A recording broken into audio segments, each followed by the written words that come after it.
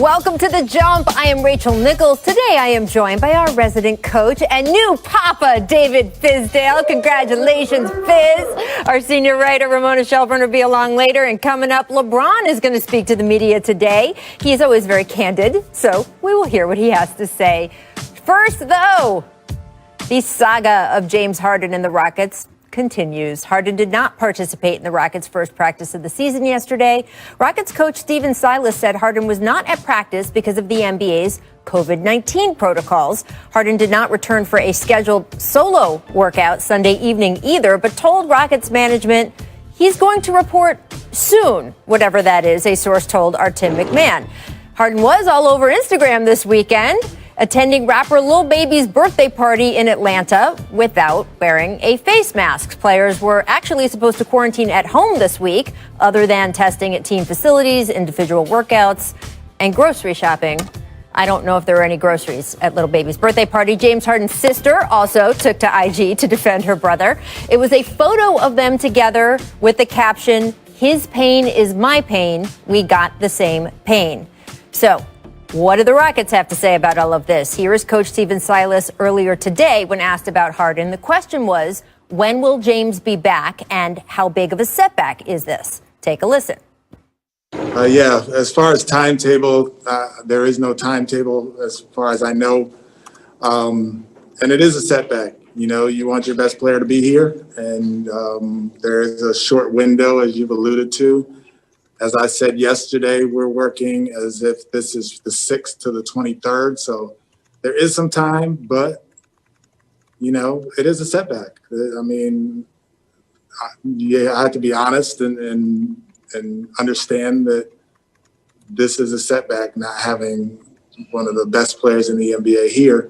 But I'm working with the guys who are here, and we're working hard, and we're doing a good job. Well, shouts to him, new coach, being put in a difficult position and being candid and honest. Definitely the way to go, Coach, because people know if you're not telling the truth. What do you think it is like for him to be starting now and dealing with all of this? Well, it's difficult. You know, you want your best player in camp. You want your best player there to lead and set examples and things like that. And right now they don't have that. And when you see them on Instagram having a good time, kind of going against the COVID protocols, I mean, seems like James is sending a pretty strong message back to Houston about where he's at. And as the coach, you just got to keep pushing forward. You got to prepare your team. You know, you're going to have a no excuse attitude like I know Coach Silas has. And you do the best you can with what you have. Well, that's definitely the playbook, but it is easier said than done. And for the whole Rockets organization, Fizz, can they afford to let this drag out through the season? Because they told our Tim McMahon earlier last month, we can afford to get uncomfortable. We're willing to get uncomfortable. We're not going to take less for James in a trade than we think that he is worth to set our organization up for the future. But are they going to be able to actually pull that off? That's going to be a tough line to walk because, you know, they're going to be getting a lot of pressure from him and his people. And if he's not performing at the level that we're used to seeing from James Harden because he's got a lot going on internally, you know, people are going to look at that and see that as an opportunity to wait him out. And if Houston waits too long, they might get stuck in a position where they lose. So it's really walking a fine line on when to do it and when to pull the trigger. But also, you got to keep James Harden in a place where he still plays for you and performs for you and gives your team a chance. Absolutely. And I now see we are joined by our senior insider, Ramona Shelburne. Lovely to have you here. Can you piggyback on what Fizz was saying? Just how long can the Rockets afford to wait this out? Well, Rach, I mean, you were the one who covered Jimmy Butler in Minnesota a couple of years ago. Yep. And I think we all thought that they had some time. Okay? They did not, Ramona. They did not have time. Uncomfortable. No. I seem to remember watching you interviewing him right as things were about to blow up there. And, you know, like if a player wants to make the team uncomfortable, if he wants to be disruptive, then they can. And I think the one thing that got me about James's post over the weekend is this isn't Lou Williams at the strip club in Atlanta, at Magic City, where somebody posted a photo of him and then everybody said, oh, wait, Lou Williams was at Magic City? Right. This was James posting it himself. Right. He wanted people to know he was out with little baby with the Prada bag and $100,000. I don't know how much more blunt you can be, but that's a message that's sent. Now, I also covered a media day, oh man, it feels like a million years ago. I think it was 2007 though, when Kobe Bryant had demanded a trade with the Lakers. And we were all standing out there waiting to see if he'd show up.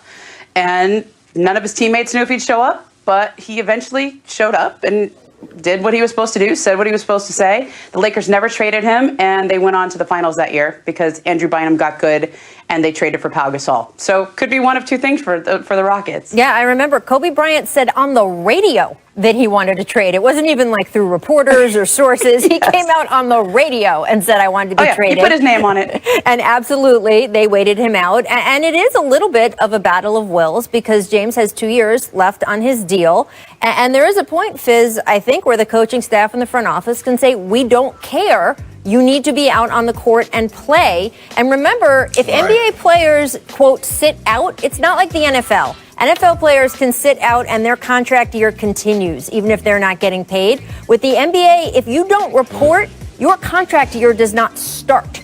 So those 2 years he has left on his deal with the Rockets, if James would say, and he's obviously not going to do this, but just to explain the difference, if James's strategy was somehow, well, I'll just sit out this season, he would come back the next season and still have 2 more years left on his deal. Inside the franchise, what are the discussions, Fizz, that as a coach you're having with the front office back and forth about how to handle it and what to say to the other players? Well, I think it first starts with sitting down with James and saying, okay, how do you want this to play out? And, yes, we are actively shopping to trade you, but until we can, we all have to be pros and do our job. And you would expect and you would want to encourage him to be that type of person that would come out and play until that opportunity came up where a deal could be worked out. It doesn't look good for anybody if James doesn't show up. Well, and I think for Houston, Fizz, to me, the conversation is James going to play nice? Is he going to be, or is he going to be disruptive? If he can settle in with John Wall and they can get off to a decent start, that actually increases Houston's leverage. But if he's disruptive, if the team starts to crater, then they're really trading him from a place of duress. And I think that's what the organization has to determine. Now, I personally am in the camp that says he's under contract, he's a great player. You just don't get many chances to trade great players. Right. And if you trade James Harden in the wrong deal, your franchise is going to be digging out from under that trade for the next 5 to 6 years. So you wait until you get what you want for James Harden. And you have to tell him, help us help you. I mean, there's a lot of players who've been in this situation. And if you help us help you, then you can get to where you want and we can get something in return for you. And that's where that professionalism comes in, where you just say, hey, listen, come out, play hard like you always do, perform at a high level. There's an expectation of James Harden when he steps on the court from fans and from everyone in the country around the world. Be that guy and just know that we're really pushing forward to try to help you get to the place that you want to be so we can make sure that everybody wins. And look, we talk about Kobe Bryant or Jimmy Butler. Every situation is different. And one of the complexities with this situation is that the team that James reportedly wants to go to is not a team that necessarily desperately needs him, right? They've got Kevin Durant and Kyrie Irving. So I guess it depends on how much KD and Kyrie say you absolutely to the front office have to go get James.